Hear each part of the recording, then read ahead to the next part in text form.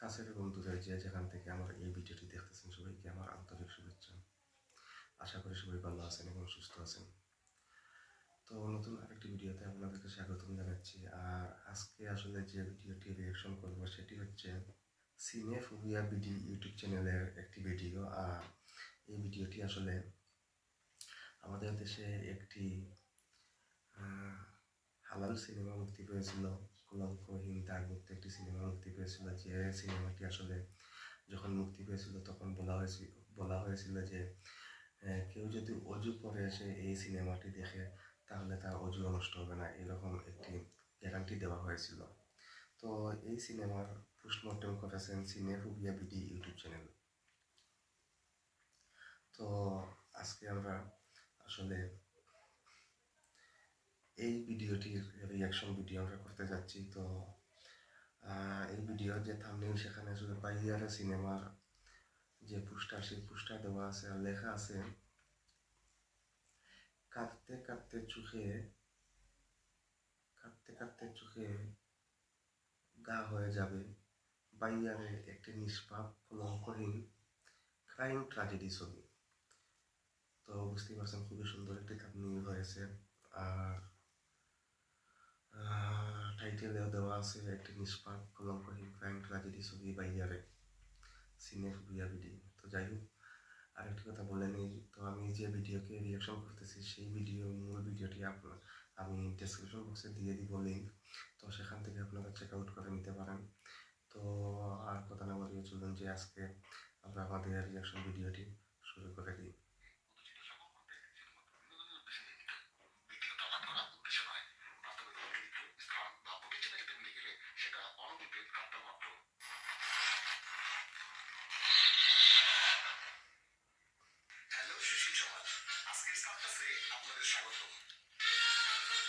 আজকে আমি আপনাদের সাথে একটি নিষ্পাপ কলঙ্কহীন ও হালাল সিনেমার পোস্টমর্টেম করব। সিনেমার নাম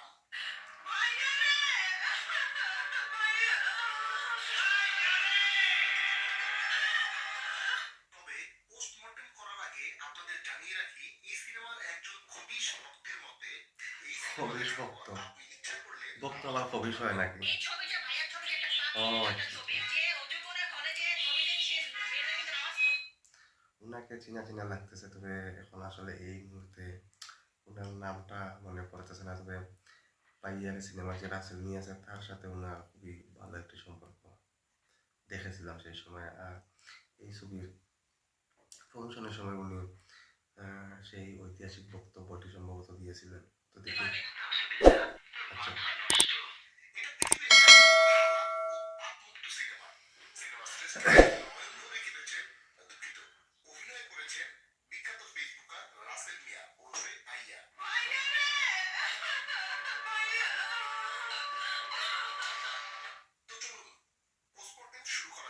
পোস্টমর্টেম। প্রথমেই দেখা যায় জনৈক স্নেহময়ী মা আর জীবনের সকাল্লাদ ধ্বংস হওয়ার জন্য তার আদরের সোনামণিদের প্রকৃত শিক্ষা গ্রহণের জন্য বাসা থেকে বের করে দেয়।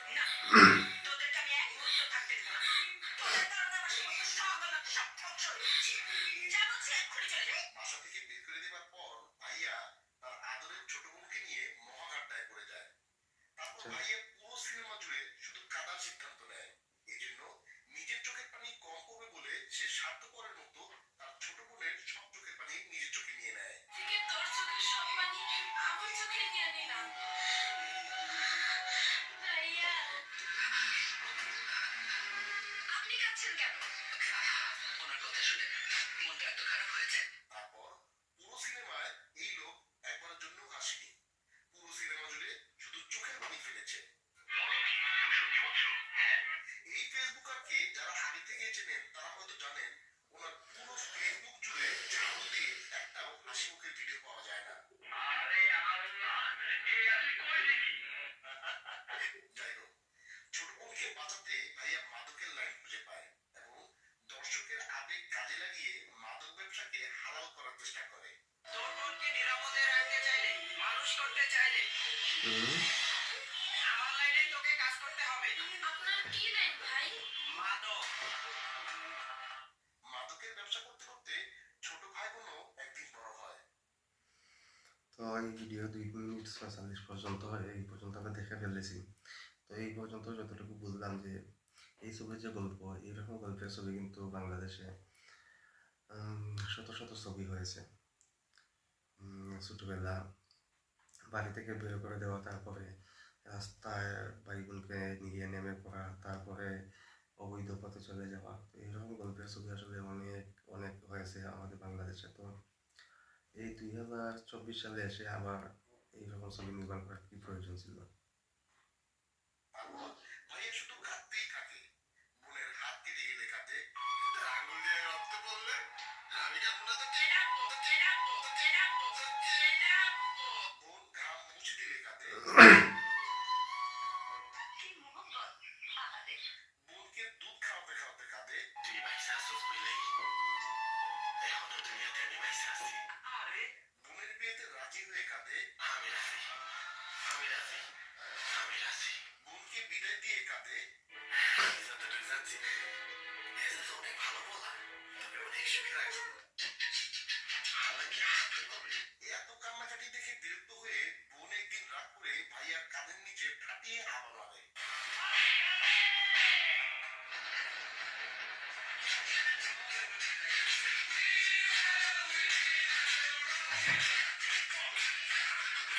ছবিতে ইমোশনাল এবং ড্রামাটিক করার জন্য এই সিনটি করা হয়েছে। বোন ভাইয়াকে তারপর আছে আমাকে নতুন উদ্যমে কান্নাকাটি শুরু করে। ভাইয়ার কান্না দেখে বোনও কাঁদে। তাদের দেখি হলুদ। এতক্ষণ পর্যন্ত যা বুঝলাম এখনো মানে রাসেল মিয়া কান্নার মধ্যেই আছেন। ছবির অর্থে কি নিয়ে নিয়েছেন কান্না দিয়ে। দেখি এবার দেখি আছে আপাও কাঁদে। প্রজাতি সব নাম্বার বই। এটা কি ভাই রে ভাই, সবাই লাইন ধরে কাটতেছে। আচ্ছা, নিচে লেখা আছে মূল ভিডিও আন্তঃশ্রেণী কান্না প্রতিযোগিতা। কান্নার প্রতিযোগিতা ছিল। এইসব ক্লিপ ওরা মানে কোথা থেকে যে মিলায় এইসব ক্লিপ ভাই, অনেক মজার ভিডিও।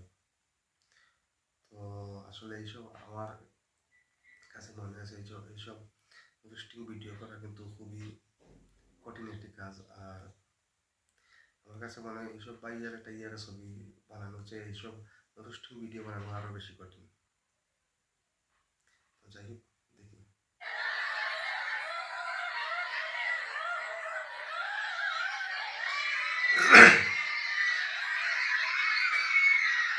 লাইন ধরে কাটতেছে। ভাইয়া কান্না বলে কাঁদতে থাকে। ভাইয়া কাঁদে, তার সাথে তার মাদক ব্যবসার পার্টনার রমজান ভাইও কাঁদে। আমার শরীর দিয়ে যে একদম দত্তরি ঘাম বের হয়, মানে মানে কি জানো, গোসল সেরে আসলাম। যৌথ ঘামাঘামির এই পর্যায়ে একটা নতুন টুইস্ট সামনে আসে। সেটা হলো আচ্ছা, ভাইয়ার মাদক ব্যবসায়ী পার্টনার রমজান মিয়া টুইস্ট। ভাইয়ার বোনকে একা পেয়ে নিজের বোন মনে করে একটু সস ছাড়া জাপানি সুশি খাওয়াতে চায়। আজকে তোমাকে ছাড়বো না।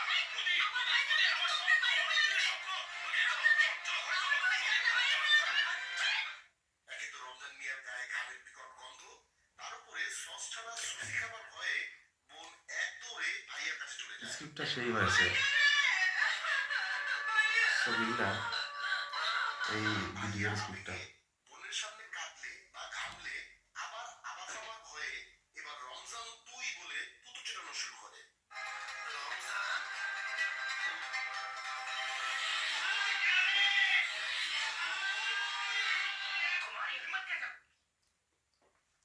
আমি একটা জিনিস ভাই আশ্চর্য হয়েছে, কি পরিমাণ মানে স্কিল থাকলে আসলে এইসব ভিডিও বানানো যায়। রাসেল মিয়া যখন তার ভিলেনকে ছবি ভিলেন রমজানকে বলছে যে রমজান তুই, তখন কিন্তু তার মুখ দিয়ে তুতু বের হয়েছে খুবই ছোটোভাবে। এটা আসলে স্বাভাবিকভাবে এটা দর্শক ধরতে পারবে না, কিন্তু যে এই ভিডিওটি বানিয়েছেন তিনি কিন্তু ঠিকই এই বিষয়টাকে কিন্তু একদম সামনে নিয়ে এসেছেন এবং এটাকে স্লো মোশন করে জুম করে এমনভাবে দেখিয়েছেন যে রাসেল মিয়ার মুখ থেকে মানে থুতু বের হয়েছিল, এটা একদম দেখিয়ে দিয়েছেন। তো আসলে মানে তাকে এডিটিংয়ের জন্য একটা নোবেলই দেওয়া যায়। খুবই মানে আমার কাছে মনে হয় খুবই মনোযোগ দিয়ে যখন তিনি সিদ্ধান্ত নিয়েছেন এই ছবিটাকে তিনি মানে পোস্টমর্টম করবেন এই ছবির, তখন আমার কাছে মনে হচ্ছে যে খুবই মনোযোগ দিয়ে কয়েকবার এই ছবিটি উনি দেখেছেন। তারপর নিজের হাত কামড়ে সস বের করার চেষ্টা করে, কিন্তু নিজের শরীরে সস কম থাকায় ভাইয়া ইট দিয়ে গুঁতা দিয়ে রমজান মিয়ার মাথার সমস্ত সস বের করে দেয়। সস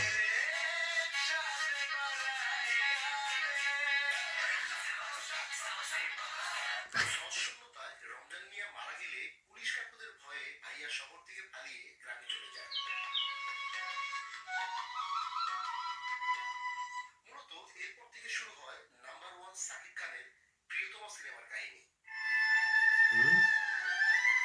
ভাইয়ার সাথে ভাইয়ারের সাথে কি বলছিস তুই? সত্য কথা দিনের মধ্যে 14 বার বলা যায়।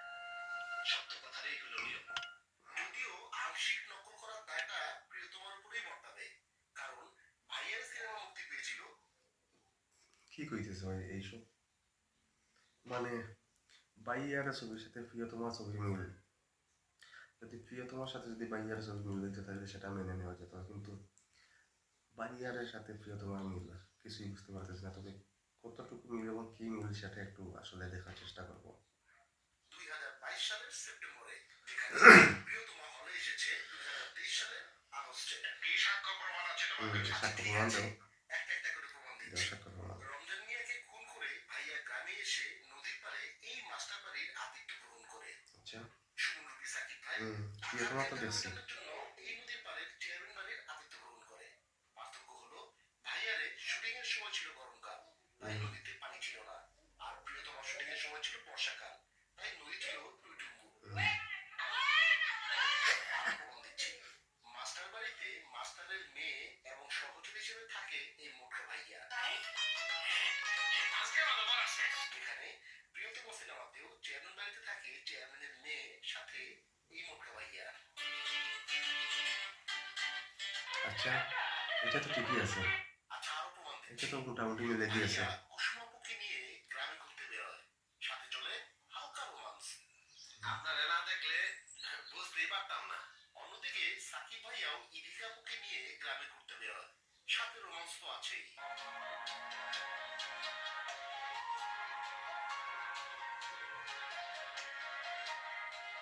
রোমান্সের খেলায় একসময় সাকিব ভাই ইদিকা আপুকে প্রপোজ করে বসে, তুমি আমার প্রিয়তমা হবে।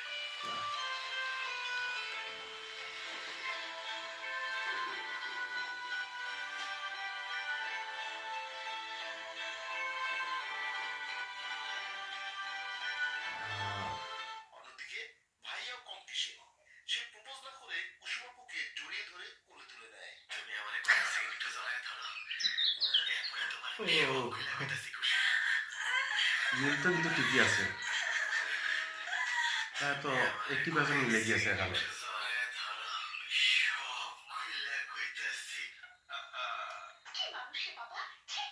মালেকা আফসারের সেই এক্সপ্রেশন, মালেকা আফসারের কয়েকটা ক্লিপ আছে সেগুলো কিন্তু আসলে সেই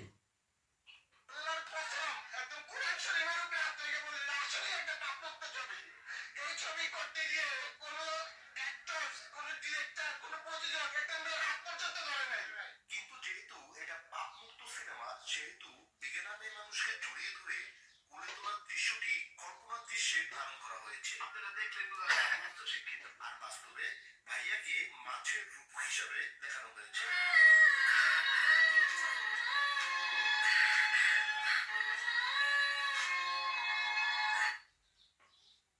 এগুলা কি, এই বিষয়টা আসলে কি, এটা কোন ধরনের আফলামি? যদিও সেই সময় এই সিনগুলা নিয়ে কিন্তু অনেক ট্রল হয়েছিল আসলে ভাই।